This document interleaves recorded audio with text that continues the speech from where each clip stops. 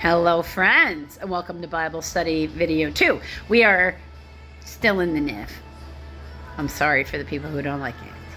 Again, leave me your favorite version of the Bible down below. I will put it on the list and we will read that one too. I want to read as many versions as possible. This is just one. It's not even my favorite.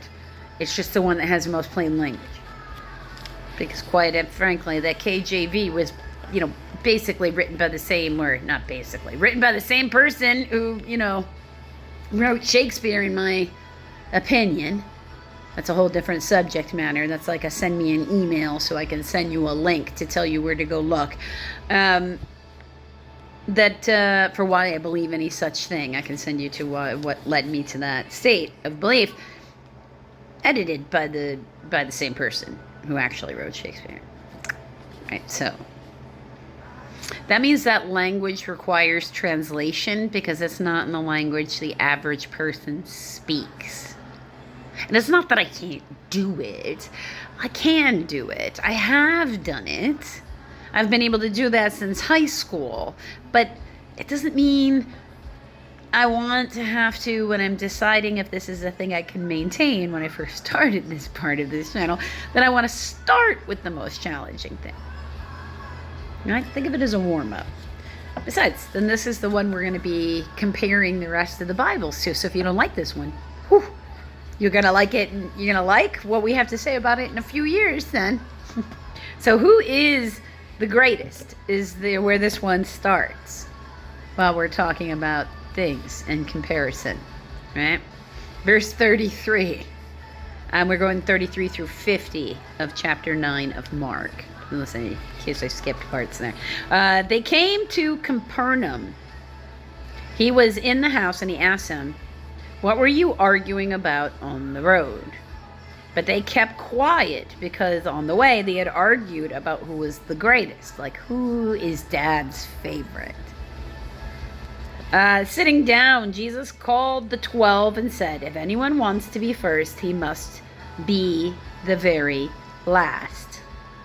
I'm the servant of all."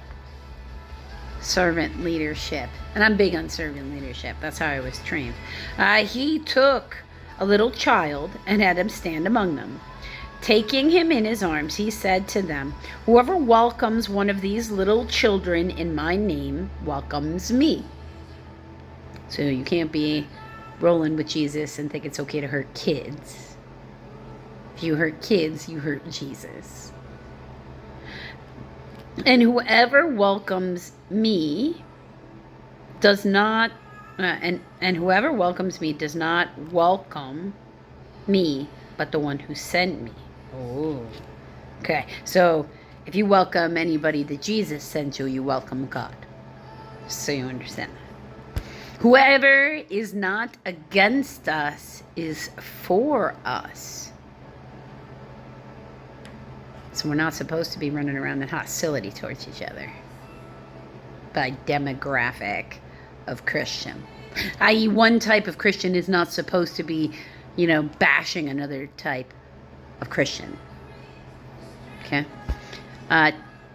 Teacher, verse 38. "Teacher," said John, "we saw a man driving out demons in your name, and we told him to stop because he's not one of us. He's not in our club. He shouldn't have the right to. Do not stop him." Jesus said, "No one who does a miracle in my name can be in the next moment saying anything bad about me.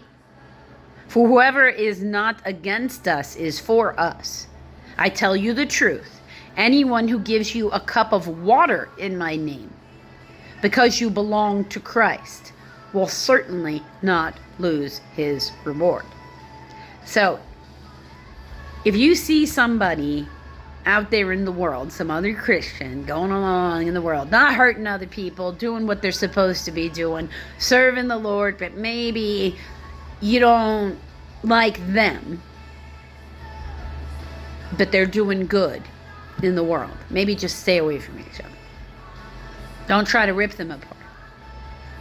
Don't do the comparison thing, because we're not supposed to do the comparison thing. If you're not doing the comparison thing, there's no greater or lesser. And then it just makes it very simple.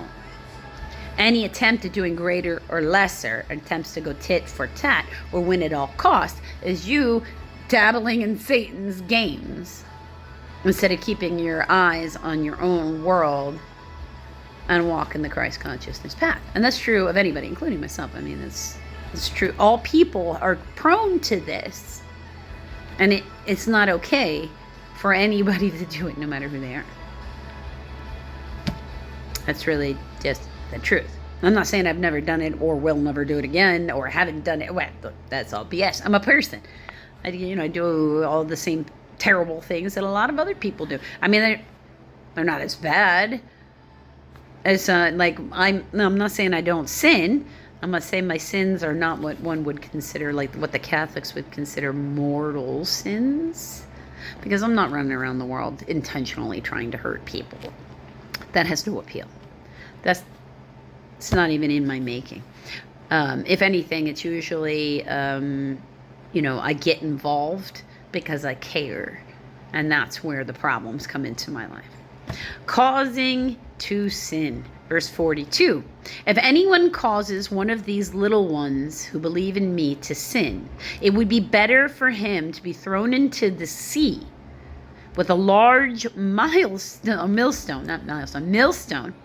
So it's a big grinding stone, tied around his neck. Whew.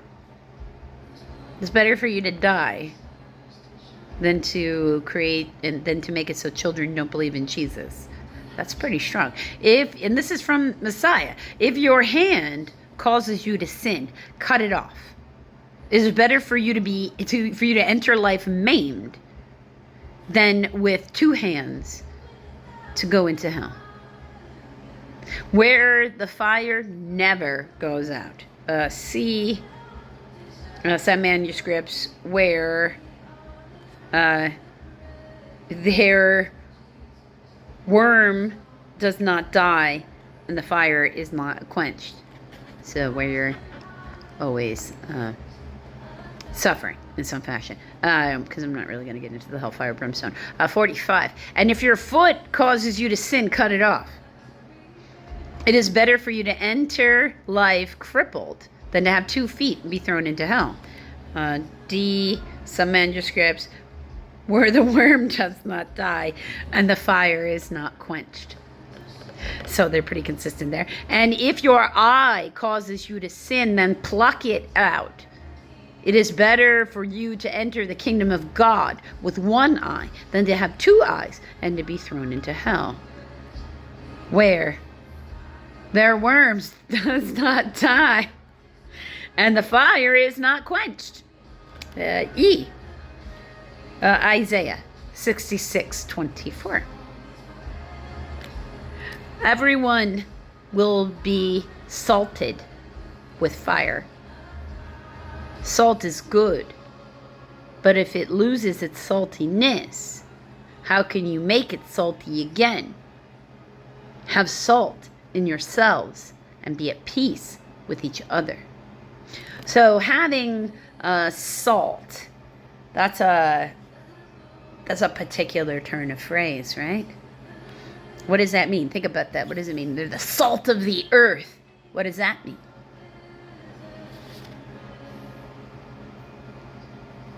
We also use the phrase salty, right? When somebody's salty, right? They're sarcastic. They're bitter, right? They got some of that going on in there. But in this case, salt is good. To be stable is good. To be consistent is good. To be balanced is good. To not believe everything that somebody says to you is also good. We call that discernment.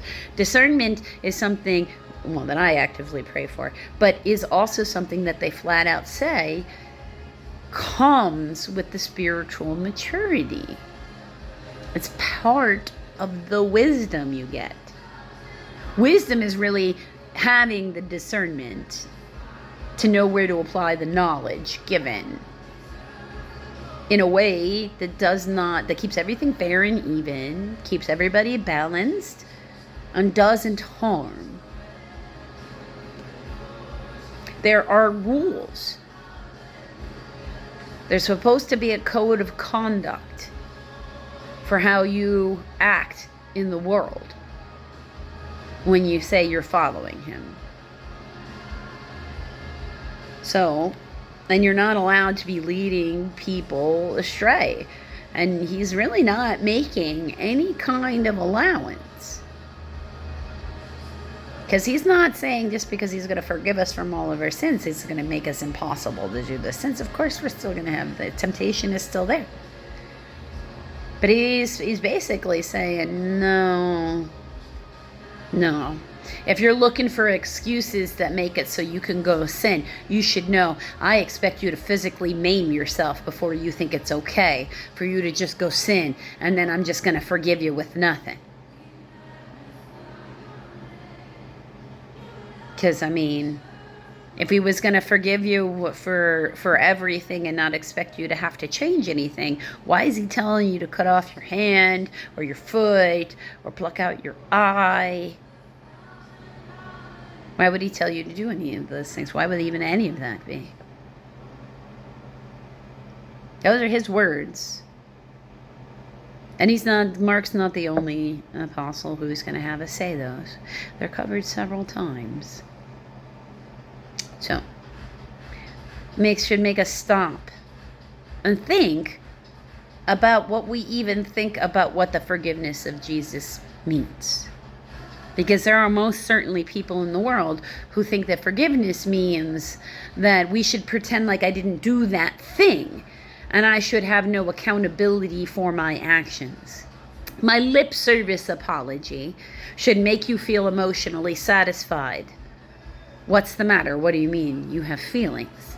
You're not allowed to have those. They're inconvenient for me. That's not really how it works. What you're really saying is you don't care what that person's feelings even are, because you don't want to have to make any amends. You want them to play pretend.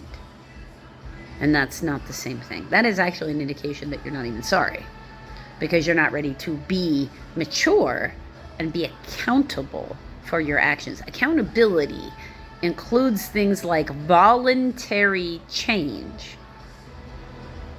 to fix what one has hurt or destroyed, or, whatever, destructive verb works for you, whatever your situation may be. Hopefully you don't have this situation, but it's just one that needs to be covered, because, Jesus is talking about cutting off hands and plucking out eyes. So I don't pick the subject matter, essentially. I just, because I'm going to read every word. So whatever's up next is whatever's up next, right? So until a little bit from now, friends, we'll be closing out the second epistle from Peter. So we'll be closing out 2 Peter today. In just a minute, actually.